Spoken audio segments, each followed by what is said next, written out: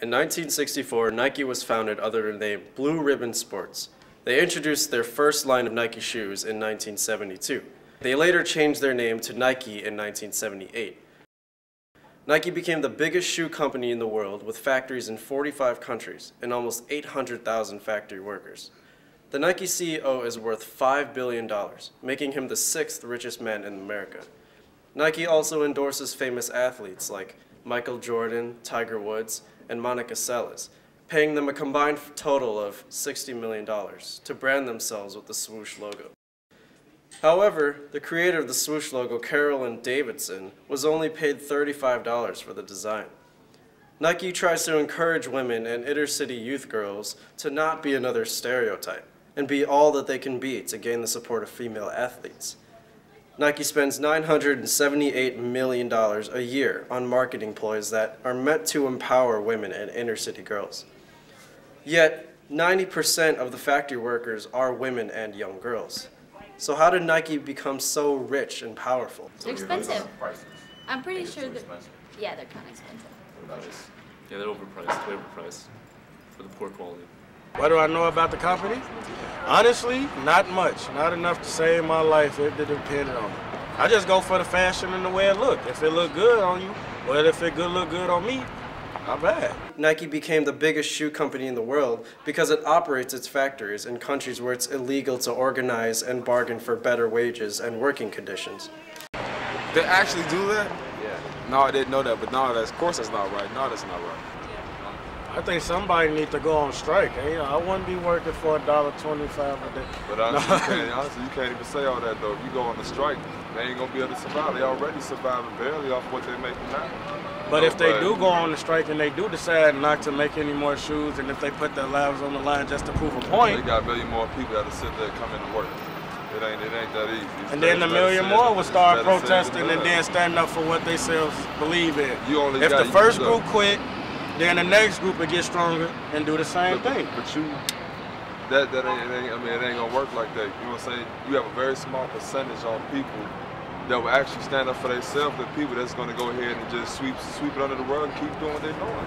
But there's strength. They ain't gonna lose nothing. I feel it's strength in numbers, and all these people stood up for what they believe in, and they believe that what they're working for and what they're doing is not right. They have the power to stop all these gym shoe companies and clothing companies as well. How do these criminals get these passes on doing it? Like, how do we allow this? Like how does that happen? Like, who allows this? If a country is willing, I mean, people need to work. You know what I'm saying? It's not exactly the greatest thing. If that country brings in companies like Nike because of no child labor laws, then they're going to bring people in. If they don't, it's going to go to another country. And it's also, I think, the job of the country importing these goods, the U.S., to make sure that it comes from countries that actually don't have child labor laws, or actually, that enforce child labor laws. That's a tough one to say. I don't know if it's wrong or right, but it's ultimately up to Nike to, employ people that, are adults and of age. If they take advantage of the of children to do, sweatshop labor, then that wouldn't be right. So, I'm kind of mixed on that, I guess. I mean, that currently goes on in the U.S. There's unions. I mean, look at Wisconsin right now. There's unions right now in the U.S. that, look at the NFL Labor League union. Right. They disbanded and everything. So, I mean, yes and no. I can't necessarily go to the office right now and ask for a higher wage myself and get it either, Right. According to the Asian American Free Labor Institute in Indonesia, the Nike factory workers have filed more complaints about wage violations than any other shoe company in the world. I think it's a sign of the times. As long as the U.S. and various other countries around the world demand certain wages, companies will go, if they're allowed, to these countries to make a profit. It's a business that, from their standpoint. The sad part is they're marketing to urban American youth and all that, and they're going overseas to make these shoes, but they're still selling them here, and their profit margins increase because of this place, but it's business.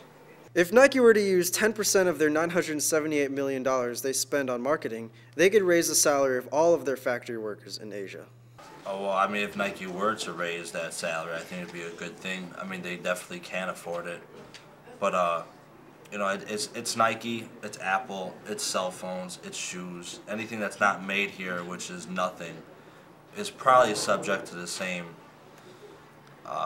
situations and conditions that it costs to make them. So I mean, it's business.